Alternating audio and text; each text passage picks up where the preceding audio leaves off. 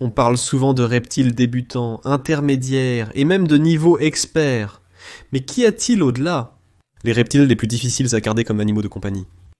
Aujourd'hui, passons en revue les 5 reptiles de niveau maître, les plus difficiles que vous pourriez jamais imaginer à garder. Adam ici avec Daimon, bienvenue à Où est Charlie? Restez à l'écoute.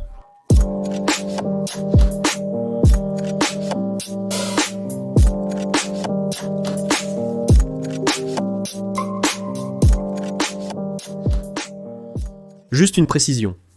Je ne suis pas un gardien de niveau maître, mais je pense que ces animaux sont amusants à discuter, et amusants à expliquer pourquoi vous ne devriez probablement pas les garder. Passons au numéro 5, les varans de crocodile. Les varans de crocodile sont peut-être l'espèce de varan la plus cool au monde. Ils ont ces énormes têtes, ils ont ces énormes corps. On parle de spécimens, qui peuvent parfois atteindre jusqu'à 8 pieds, si on inclut la queue.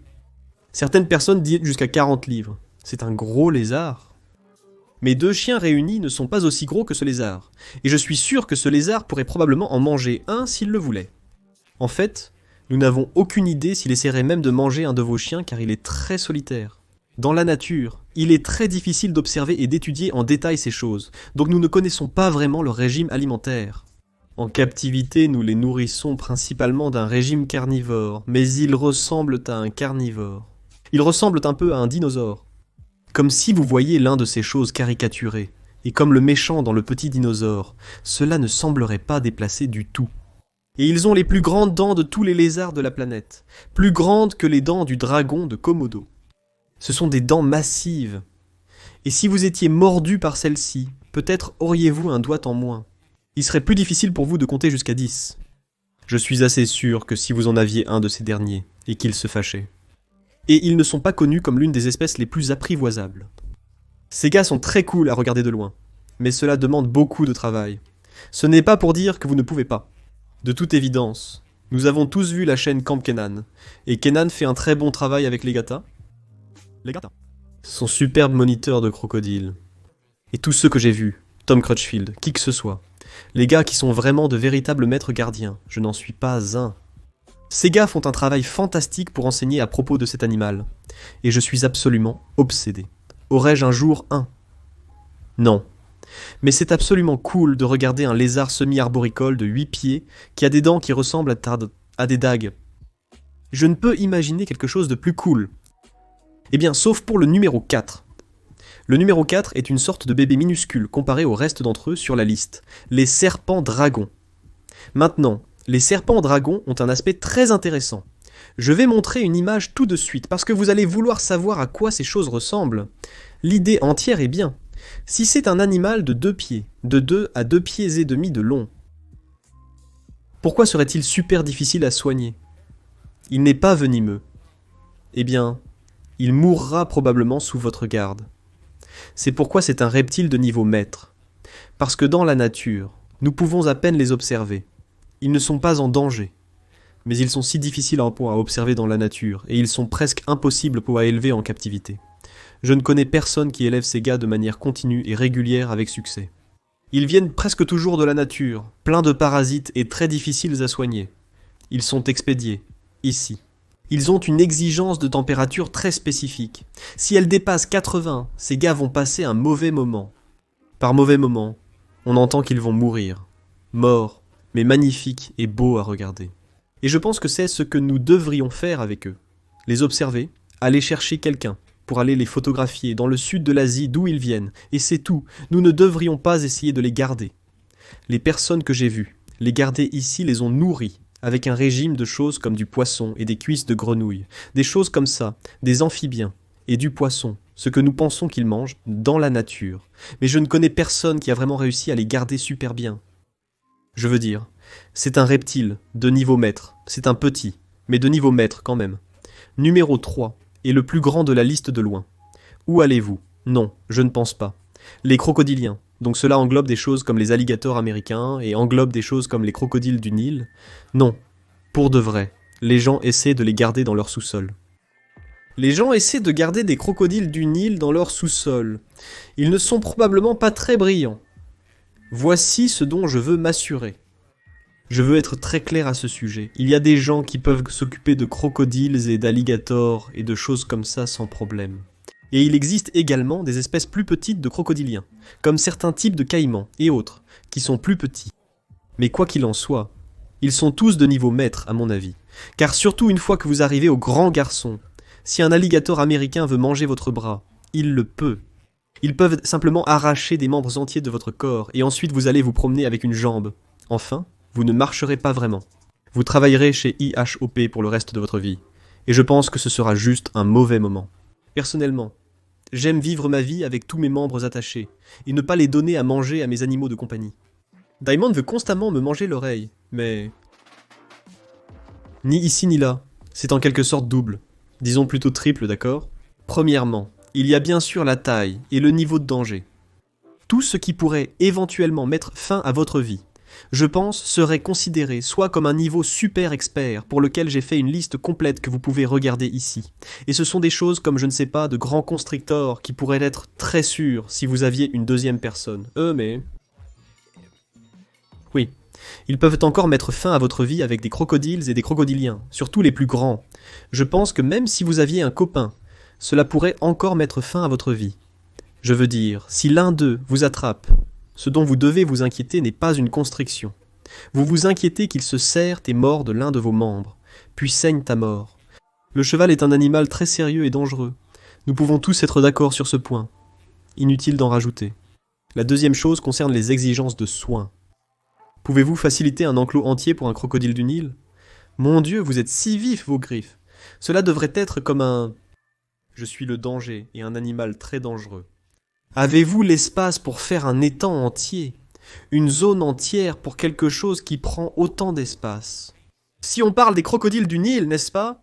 Même si vous obtenez un alligator américain, quelque chose qui atteint, je ne sais pas, 3 ou 4 mètres, supposons que votre alligator atteint 3 mètres, vous aurez toujours besoin d'un enclos géant pour cela. Je pense que nous sommes, encore une fois, nous sommes juste en train de battre comme des chevaux morts, à gauche, à droite et au centre. La troisième chose avec les crocodiliens est le coût. Pouvez-vous garder ces éléments ? Avez-vous de la nourriture pour ces animaux en enclos ? Il y a tellement de choses qui font de ces reptiles un niveau de maîtrise, et personnellement, je ne pense pas que la plupart des gens devraient avoir ces spécimens dans une collection privée.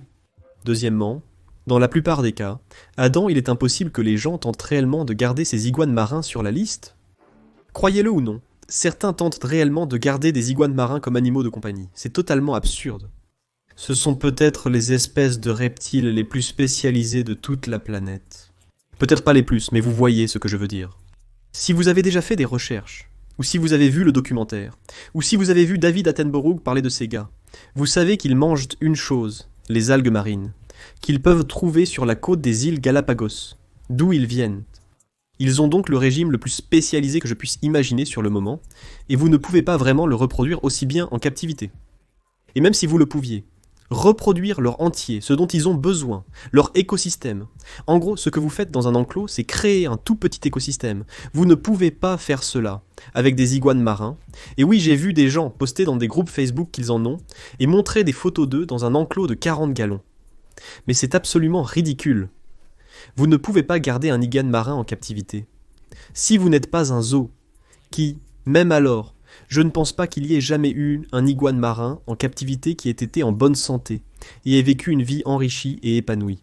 Et ce que je veux dire par là, comme ne pas mourir prématurément, je ne sais pas cela avec certitude, et corrigez-moi dans les commentaires si je me trompe. Mais j'imagine que la plupart d'entre eux sont amenés aux États-Unis, au Royaume-Uni, au Canada, ou qu'ils soient illégalement. J'imagine parce qu'ils ne peuvent pas simplement aller à Petco, ou en acheter un, et je ne pense pas que vous êtes censé les amener n'importe qui a une légère idée de ces animaux sait qu'ils ne vont pas bien en captivité. C'est la chose la plus égoïste au monde de les mettre en captivité. Ça ne marchera tout simplement jamais. Maintenant, les iguanes de Marina sont très cool, et je pense que les rechercher est une chose. Aller aux Galapagos et prendre des photos et des vidéos. Et je pense que David Attenborough a fait un travail incroyable, spécialement sur ces gars-là, mais je ne pense tout simplement pas pour une raison quelconque. Jamais vous ne devriez les avoir, donc je sais que je les ai mis au niveau master. Je suis un peu comme si vous aviez un centre de recherche. C'est un peu le seul endroit où je pense qu'il est acceptable de garder ces gars en captivité. Et même dans ce cas, ce ne serait pas comme une captivité. Préparez-vous Ça va être excitant. Des trucs venimeux chauds. Et laissez-moi faire la distinction, je ne parle pas de serpents à nez de porc et de faux cobrado, et je ne parle même pas de monstres de Gila. Je pense que vous pourriez probablement avoir un monstre de Gila. C'est en fait comment ils sont prononcés, ou un lézard à perles en tant qu'expert. Ce qui est comme dans mon pays des merveilles. De comment je nomme ces catégories, de quel type de gardien vous êtes. Ce serait juste avant le niveau maître.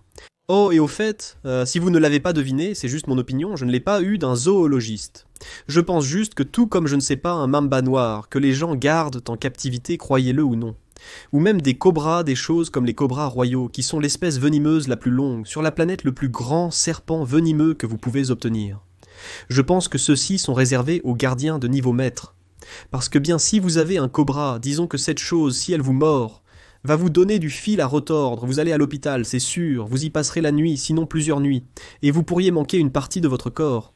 Avec le temps que vous sortez de là, et si vous ne manquez de rien, vous aurez certainement subi des dommages. Et je suis sûr que nous avons vu 1 million d'exemples différents de celui-ci. Un très célèbre, évidemment. Et c'est la chose, c'est que je pense que, même si vous êtes un gardien de niveau maître, il est possible de vraiment vous blesser, et des erreurs peuvent se produire, même si vous êtes vraiment un gardien de niveau maître. Et oui, les gardiens dont vous pensez que je parle bien d'eux, et je pense qu'ils sont des gardiens de niveau maître. Je n'ai pas de problème avec les gens qui ont des serpents, comme ces gars sur YouTube. Je trouve ça génial. Ils nous rendent un grand service en nous enseignant à leur sujet. Mais aussi, je pense que peu importe leurs compétences, il est possible qu'un jour quelqu'un se blesse peut-être. Je pense que c'est le cas pour tous ces animaux, sauf les serpents dragons. Il est peu probable que vous soyez blessé par un serpent dragon ou une igane marine. Quoi qu'il en soit, les crocodiles, les moniteurs de crocs et les choses venimeuses, il y a une chance qu'ils vous blessent. Mais les choses venimeuses peuvent mettre fin à votre vie très rapidement, et ce n'est pas comme mordre et saigner. Et peut-être que vous n'avez pas d'antivenin à votre disposition. Il se peut que vous ne puissiez pas vous rendre à l'hôpital à temps pour obtenir l'antivenin, ce qui explique la situation. Je veux dire, jusqu'où dois-je vraiment aller? Quelque chose qui peut vous mordre et ensuite vous mourrez, est définitivement pour l'élite, les gardiens de niveau maître supérieur, et ce n'est pas moi. Je reçois chaque semaine des commentaires, y en aura-t-il de venimeux? Probablement pas pour moi, voilà. Voici vos 5 animaux, les plus difficiles et chirotiles à garder, ou les plus dangereux, ou quoi que ce soit que nous avons décrit cette vidéo. Ai-je oublié quelque chose ou inclus un élément qui ne devrait pas y être? Quel est votre avis? Partagez vos commentaires et suggestions pour la prochaine vidéo ci-dessous. C'est de là que vient cette idée.